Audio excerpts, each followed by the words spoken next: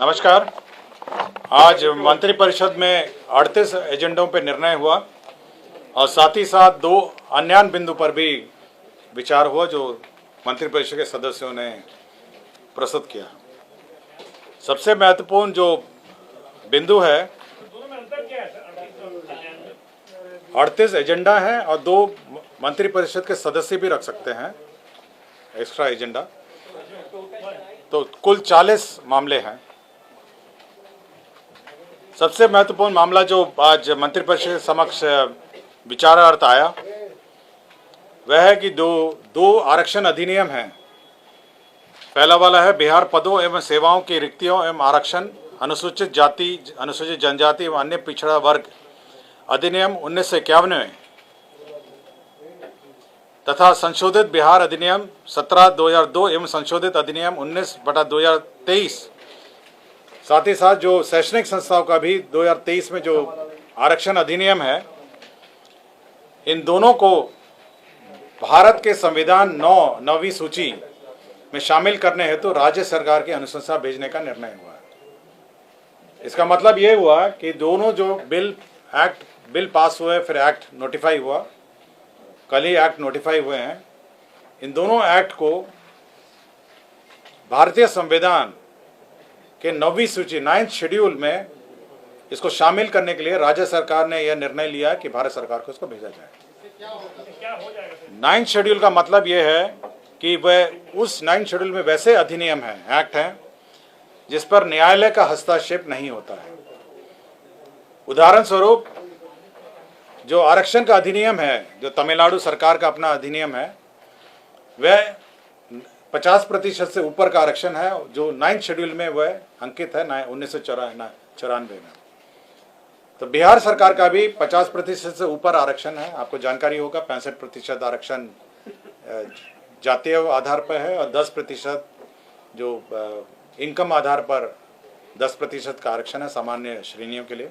कुल 75% आरक्षण है। तो इन दोनों अधिनियमों को संविधान के 9th शेड्यूल में रखने, 9वीं सूची अधिसूची में शामिल करने के लिए राज्य सरकार ने भारत सरकार को भेजने की अनुशंसा की है। तो ये निर्णय महत्वपूर्ण निर्णय है कैबिनेट का, ताकि इस पर न्यायालय का हस्तक्षेप, जो 9th शेड्यूल है उसमें न्यायालय में विचाराधीन ये मामले नहीं होते हैं। तो यह एक महत्वपूर्ण निर्णय है जो कैबिनेट ने लिया। वो कॉन्स्टिट्यूशनल अमेंडमेंट होता है। कॉन्स्टिट्यूशनल अमेंडमेंट 9th शेड्यूल में पार्लियामेंट से अमेंड होता है। नहीं, जो 9th शेड्यूल में है, आपको तो आप जानकारी होगी, जो 9th शेड्यूल के मामले हैं वह न्यायालय में विचारार्थ नहीं रहते हैं। तो ये है 9th शेड्यूल के आइटम्स हैं। तो इसको भी 9th शेड्यूल में रखने का अनुशंसा भेजा गया। ये पार्लियामेंट को ही पावर है, पार्लियामेंट ऑफ इंडिया को। 9th शेड्यूल में जो आइटम्स हैं उसमें न्यायालय में विचार नहीं किए जाते हैं। तमिलनाडु का एक्ट उसी 9th शेड्यूल में है। अकेला एक राज्य है जिसका 9th शेड्यूल में है। दूसरे 2 अन्य बिंदु हैं, मैं जानकारी देना चाहता हूं अन्य जो सामान्य एजेंडा शुरू होने से पहले। पहला अन्य एजेंडा में माननीय मुख्यमंत्री को कैबिनेट ने धन्यवाद दिया जो आरक्षण अधिनियम अधिसूचित हुआ। दोनों अधिनियम जो अधिसूचित हुए हैं उसके लिए मंत्रिपरिषद ने उनको धन्यवाद दिया। ये पहला अन्य बिंदु था। और दूसरा अन्य बिंदु यह था कि जो राज्य सरकार को जो जातिगत गणना के आधार पर जो 3 योजनाएं स्वीकृत की गई, पहली है जो 2 लाख रुपए प्रति गरीब परिवार को जो दिया जाना है, उसके लिए जो व्यय होगा, साथ ही साथ जो जीविका के माध्यम से जो सतत जीविका उपार्जन योजना में 1 लाख से बढ़ा के 2 लाख किया जाना है, और साथ ही साथ जो सभी आवासहीन परिवारों को जो भूमिहीन परिवारों को आवास एवं भूमि दिया जाना है, उसमें 2,50,000 करोड़ का व्यय होना है। इतनी बड़ी राशि के लिए यह आवश्यक है कि राज्य को विशेष राज्य का दर्जा मिले ताकि जल्दी हो सके। मंत्रिपरिषद में यह भी विचार आया कि इस पर काफ़ी दिन से, जब से 2010 से इस पर बार बार केंद्र सरकार को अनुरोध किया जा रहा है और अंतिम बार 2013 में इस 2017 में इस पर अनुरोध किया गया था। अभी तक केंद्र सरकार ने इस पर कोई निर्णय लिया है, तो मंत्रिपरिषद ने यह निर्णय लिया कि पुनः केंद्र सरकार को विशेष राज्य का दर्जा बिहार को दिया जाने का अनुरोध किया जाए। तो यह निर्णय हुआ है। कैबिनेट के निर्णय में यह उल्लेखित है कि 2013 में रघुराम राजन कमेटी की रिपोर्ट भी इस मामले में आई थी। तत्कालीन केंद्र सरकार ने उस पर कोई निर्णय नहीं लिया। पुनः वर्तमान केंद्र सरकार को 2017 में राज्य सरकार ने अनुरोध किया और अब पुनः मंत्रिपरिषद ने निर्णय लिया कि पुनः केंद्र सरकार को राज्य को विशेष राज्य का दर्जा देने के लिए अनुरोध किया जाए। तो दो अन्यान्य बिंदु थे और दो महत्वपूर्ण जो अधिनियम को 9 शेड्यूल में शामिल करने का निर्णय लिया गया। ये दो महत्वपूर्ण मामले थे। इसके अतिरिक्त जो अन्य एजेंडा हैं मैं क्रमवार मैं चलूँगा। पहला है अनुसूचित जाति जनजाति कल्याण विभाग से संबंधित मामला है। इसमें जो अत्याचार अधिनियम में जो मृतक होते हैं उनको नौकरी दी जाती है और उसमें शैक्षणिक योग्यता 8वीं पास है। यदि 8वीं पास शैक्षणिक योग्यता नहीं भी हो तो उन्हें इस शर्त पर रिक्रूट कर लिया जाएगा कि वह 2 साल में अपनी शैक्षणिक जो स्तर है उसको सुधार करेंगे और उसके लिए एलिजिबल हो जाएंगे। मतलब वो छठा पास करेंगे तो हो जाएगा। हाँ, छठा पास हो जाएंगे, लेकिन यह है कि वो अपना जो शैक्षणिक योग्यता है उसमें सुधार करेंगे। 2 साल में वो अपना अंडरटेकिंग देंगे। उद्योग विभाग का एजेंडा था जिसमें मिसेस मरासा सरोवर प्रीमियर बोधगया में 5 स्टार होटल का प्रोजेक्ट क्लियरेंस दिया गया। पथ निर्माण विभाग का एक एजेंडा था जिसमें सारण जिला अंतर्गत मशरक शामकोडिया रेलवे स्टेशन के बीच शीतलपुर मशरक स्टेट हाईवे 73 पर स्थित लेवल क्रॉसिंग संख्या 34B2 के बदले आरओबी रोड ओवर ब्रिज का निर्माण की स्वीकृति दी गई। इसमें 56 करोड़ 2 लाख का व्यय होगा। पिछड़ा वर्ग एवं अति पिछड़ा कल्याण वर्ग का एक एजेंडा था जिसमें जितने छात्रावास बन रहे हैं उनके प्रबंधन के लिए एक छात्रावास प्रबंधक का एक काडर सृजित किया गया जो इन छात्रावासों के प्रबंधन में कार्य करेंगे और सभी छात्रावासों को मेंटेन करेंगे। इसमें ये काडर क्रिएट किया गया। अभी तो काडर ही क्रिएट किया गया। जितने भी छात्रावास हैं छात्रावास के लिए पद क्रिएट किया गया। आपके भवन निर्माण विभाग का एक एजेंडा था ब्रिज सिंह का तत्कालीन सहायक अभियंता राजेंद्र नगर अवर प्रमंडल पटना। इनको निगरानी का रिश्वत कांड में रंगे हाथ पकड़े गए थे और इनको दंड भी हो गया था। इनको सेवा से बर्खास्त किया गया। भवन निर्माण विभाग का एक और एजेंडा था जिसके अंतर्गत राष्ट्रीय राजधानी क्षेत्र नई दिल्ली में स्थानिक अभियंता कार्यालय जो रेजिडेंट इंजीनियर का कार्यालय है उसमें पद सृजन किए गए। इसमें 12 पदों का सृजन हुआ। तो बिहार भवन जो दिल्ली में है उसमें इंजीनियरिंग काडर के 12 पद सृजित किए गए। भवन निर्माण विभाग का एक और एजेंडा था जिसमें गैर योजना मद में एक पद जो वास्तुविद है जो आर्किटेक्ट है उसका पद सृजित हुआ था। तो आर्किटेक्ट का एक पद सृजित हुआ था। राजस्व एवं भूमि सुधार विभाग का एक प्रस्ताव था जिसमें गांधी मैदान मेट्रो रेल स्टेशन के लिए जमीन का हस्तांतरण हुआ। यह पर्यटन विभाग के दखल कब्ज में जमीन थी और ये 8 करोड़ 88 लाख 93 हजार रुपये के दर से यह जमीन मेट्रो रेल स्टेशन के लिए स्थानांतरण हुआ। राजस्व एवं भूमि सुधार विभाग का एक और एजेंडा था जिसमें सॉलिड वेस्ट मैनेजमेंट रूल्स 2016 के अनुपालन के लिए उसका प्रसंस्करण लैंडफिल साइट के लिए भूमि उपलब्ध कराने का निर्णय हुआ। निःशुल्क अंतर्विभागीय हस्तांतरण। लोक स्वास्थ्य अभियंत्रण विभाग के अंतर्गत एक एजेंडा था जिसमें पंप ऑपरेटर एवं इलेक्ट्रीशियन के पूर्व सृजित पदों को अंचल स्तरीय पंप ऑपरेटर इलेक्ट्रीशियन में वर्णित पद सोपान अनुरूप संवर्ग पुनर्गठन का निर्णय लिया। इसमें 1 करोड़ 86 लाख 62 हजार रुपये की स्वीकृति हुई। तो पंप ऑपरेटर एवं इलेक्ट्रीशियन का पद सृजन हुआ।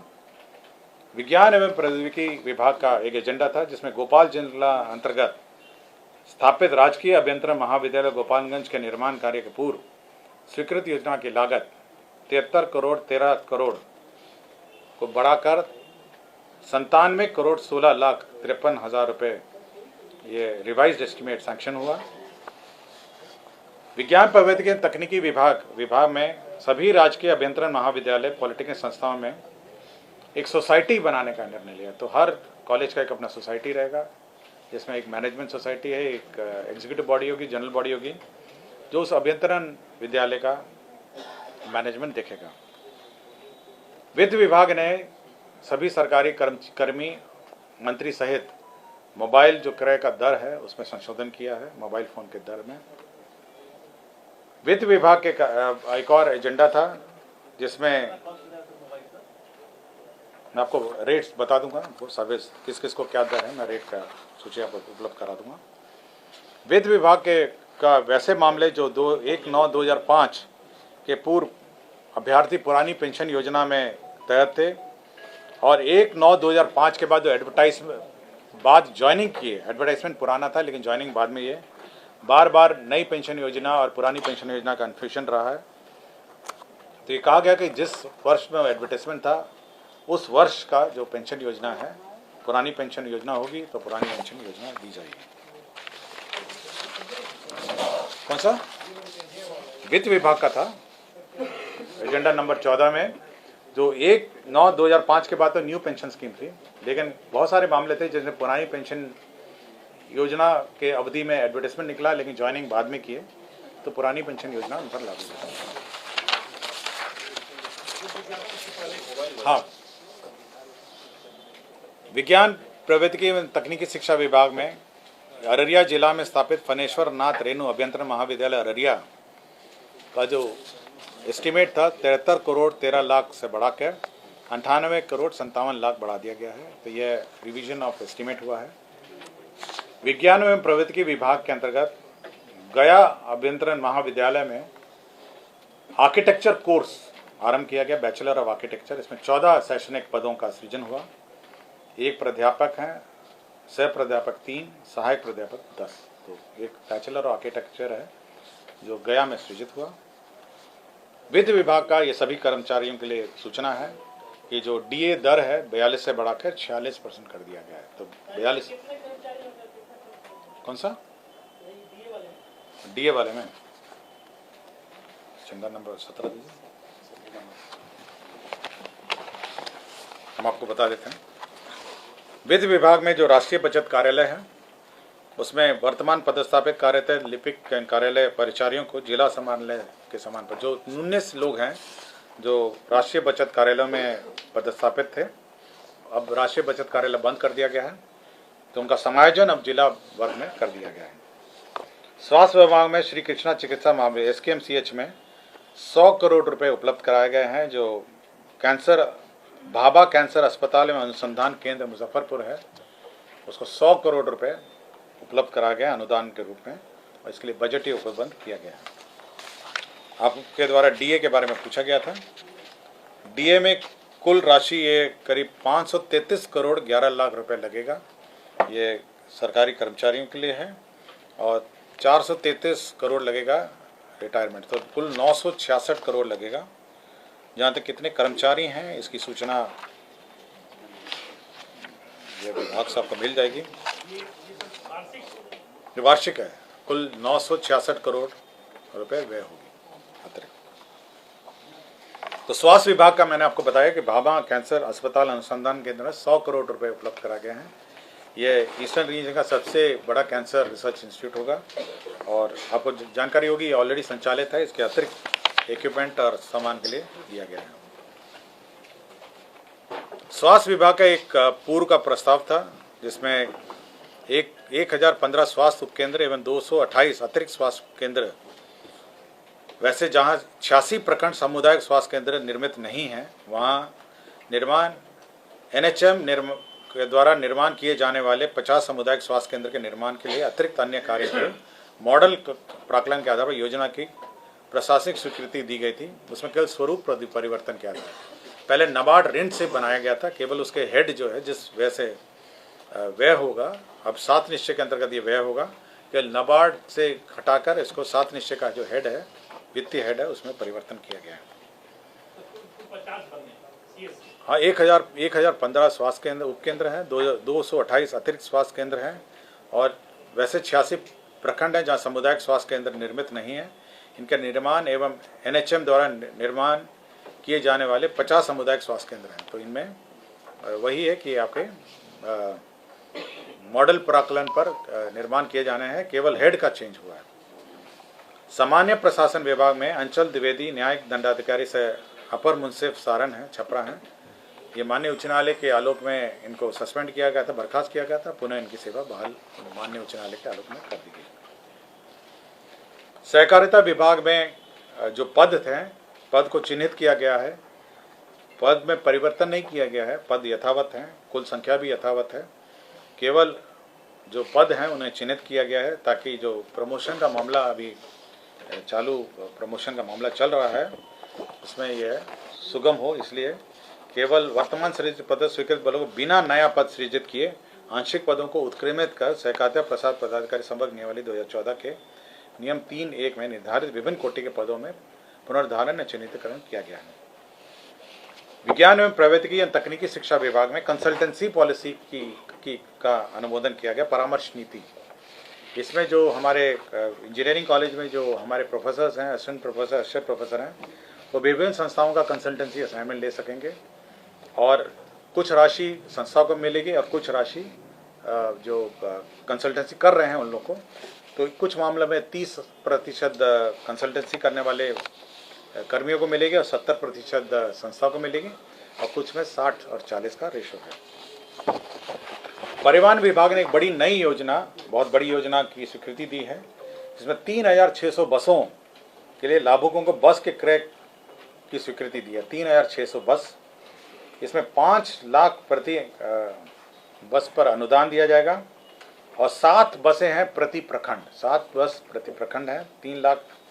3,600 बस टूल होगा और 180 करोड़ रुपए इसके अंतर्गत स्वीकृत किए गए हैं। योजना लगी 24 वाला। इसमें मैं बता देता हूँ कि ये बस स्वीकृत होंगे। अभी तो छोटी छोटी गाड़ियाँ थी, हाँ, तो अभी तो ये बस होगी जो 5 लाख रुपए प्रति बस होगी।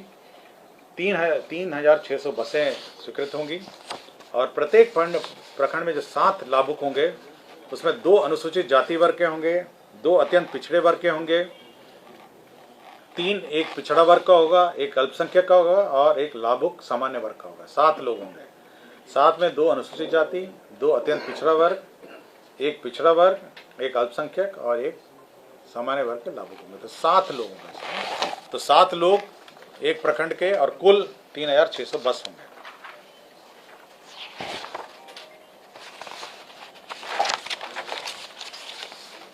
राजस्व भूमि सुधार विभाग का एक और मामला था, जहानाबाद जिला के अंतर्गत है।